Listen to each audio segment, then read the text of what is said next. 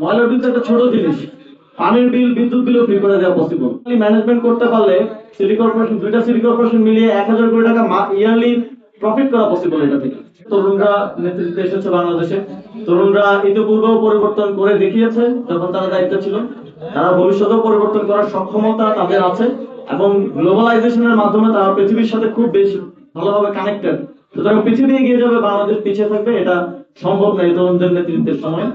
আমাদের রাজনীতিকে গ্রো করতে চাই, আমরা আমাদের শক্তি দিয়ে রাজনীতিতে রাজনৈতিক দল হিসেবে গ্রো করতে চাই না, সেটাই হবে আসল পরিবর্তন। এবং আমরা ইতিমধ্যেই আপনারা দেখেছেন যে ঢাকা মহানগর দক্ষিণে আমি বলেছি যে আমরা ময়লার বিল মওকুফ করে দিব। অনেকে প্রশ্ন করেছে, অনেকে বটটনে এসে কমেন্ট করেছে যে ময়লার বিল কি আমি দিব না আমার বাপ দিবে, এরকম। তো এটা পৃথিবীতে নজির আছে, এটা প্রথম আমরা বলছি এমন না। ইভেন ওয়েস্ট একটা রিসোর্স এবং এই ওয়েস্ট প্রপারলি ম্যানেজমেন্ট করতে পারলে সিটি কর্পোরেশন, দুইটা সিটি কর্পোরেশন মিলিয়ে 1000 কোটি টাকা ইয়ারলি প্রফিট করা পসিবল এটা থেকে। হাউস হোল্ড থেকে 100 টাকা করে দেওয়ার তো আমার প্রয়োজন নাই, বরং আমি হাউস হোল্ডকে আরো টাকা দিতে পারবো যদি প্রপার ম্যানেজমেন্ট করা যায়। তো এটার মডেল পৃথিবীতে আছে। আমরা বাংলাদেশের জন্য লোকালি সাস্টেইনেবল একটা মডেল তৈরি করব এবং এটা আমাদের মহানগর উত্তর এবং দক্ষিণের উভয়ের ইশতেহারে এটা থাকবে ইনশাআল্লাহ। এবং শুধু এটা না, বাংলাদেশের স্থানীয় সরকার আইডিয়ালি পৃথিবীতে যেভাবে এম্পাওয়ার্ড, যেমন পৃথিবীর বিভিন্ন জায়গায় লোকাল গভর্নমেন্টের আন্ডারে কিন্তু ওয়াটার ম্যানেজমেন্ট থাকে, লোকাল গভর্নমেন্টের আন্ডারে এই যে ওয়েস্ট ম্যানেজমেন্ট থাকে, এর বাইরেও ইউটিলিটিস, বিদ্যুৎ থেকে শুরু করে সবকিছু লোকাল গভর্নমেন্টের আন্ডারে থাকে। কিন্তু বাংলাদেশের লোকাল গভর্নমেন্ট অতটা এম্পাওয়ার্ড আসলে না, এটা আমাদের বর্তমান বাস্তবতা। তো ইউটিলিটিস গুলো যদি লোকাল গভর্নমেন্টের সাথে সামনের দিনে কোঅর্ডিনেশনটা করে, আর যদি আমরা সুযোগ পাই, সেক্ষেত্রে শুধু ময়লার বিল তো একটা ছোট জিনিস, পানির বিল বিদ্যুৎ বিলও ফ্রি করে দেওয়া পসিবল। কিন্তু সেটা বাংলাদেশের প্রেক্ষাপটে একটু কঠিন, কারণ এটা বিদ্যুৎ থাকে জ্বালানি মন্ত্রণালয়ের অধীনে, আর পানি থাকে ওয়াসা, যেটা আসলে লোকাল গভর্নমেন্টের সাথে সেভাবে সমন্বয় বা অথরিটি নাই। তো এই পরিবর্তনগুলো পৃথিবীতে তো হচ্ছে এবং পৃথিবীতে এটার প্রুভেন মডেল আছে।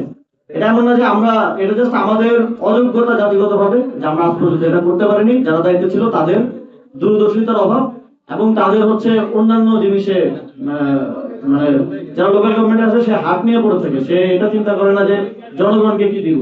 ফলে এই পিপল ওয়েলফেয়ারের যে কাজগুলো সেটা সম্ভব হয় নাই। কিন্তু আমরা 50 বছর সেখানে যেতে পারিনি। তবে এখন একটা পজিটিভ জিনিস হচ্ছে, এবং শুধু আমাদের না, অন্যান্য পার্টি থেকে আমরা দেখছি তরুণদেরকে প্রার্থী করা হচ্ছে। আমরা এটা আমরা পজিটিভলি গ্রহণ করি, কারণ এখন প্রতিদ্বন্দ্বিতাটা পুরনো রাজনৈতিক বন্দোবস্তের লোকদের মধ্যে হবে না। এখন যারা নতুন রাজনৈতিক বন্দোবস্ত চায় তাদের মধ্যে প্রতিদ্বন্দ্বিতাটা হবে। তো দিন শেষে অন্য পার্টি থেকে তরুণদেরকে দিলেও রাজনীতিটা এনসিপি রাজনীতি হচ্ছে। এনসিপি যে রাজনীতির কথা গণঅভ্যুত্থানের সময় থেকে, গণঅভ্যুত্থানের পর থেকে বলে যাচ্ছে, সেটাই বাংলাদেশে দেখা যাচ্ছে। তো সেটার জন্য সবচেয়ে গুরুত্বপূর্ণ এলিমেন্ট, সবচেয়ে গুরুত্বপূর্ণ প্রভাবক হচ্ছেন আপনারা, ঢাকা মহানগর উত্তর এবং জাতীয় নাগরিক পার্টির যারা নেতাকর্মী আছেন থানা এবং ওয়ার্ড পর্যায়ে। কারণ এই সবকিছু বাস্তবায়ন হবে আপনাদের হাত ধরে। নেতৃত্ব পলিসিটা দিবে, কিন্তু সেটা বাস্তবায়নটা আপনাদের হাত ধরে। আপনাদের গুডউইল, আপনাদের নগরের প্রতি কমিটমেন্টের জায়গা থেকে তৈরি হবে এবং আপনাদেরও নগরের সাথে একটা যোগাযোগ সম্পর্ক তৈরি হবে। এখানে তো শুধু মেয়র একটা জিনিস না, এখানে কাউন্সিলরও আছে এবং কাউন্সিলরের বাইরেও পাড়ায় পাড়ায় মহল্লায় মহল্লায় লোকাল লিডার আছে। সেটা আপনাদেরকে বলে উঠতে হবে এবং আপনারা সেটা সমস্ত যোগ্যতা আপনাদের আছে, এটা আমি বিশ্বাস করি। এভাবেই জাতীয় নাগরিক পার্টি আগামী দিনে বাংলাদেশের জনগণের জন্য ইনএভিটেবল একটা পার্টি হিসেবে তৈরি হবে এবং এমন একদিন আসবে যখন বাংলাদেশের মানুষ জাতীয় নাগরিক পার্টিকে ক্ষমতায় আনাটা এই দেশের মানুষের জন্য একটা নতুন গণ আন্দোলনের রূপ নেবে ইনশাআল্লাহ। তো সেই লড়াইটাতে আপনারা সবাই আমাদের সাথে, আমরা একসাথে এই লড়াইটা করবো।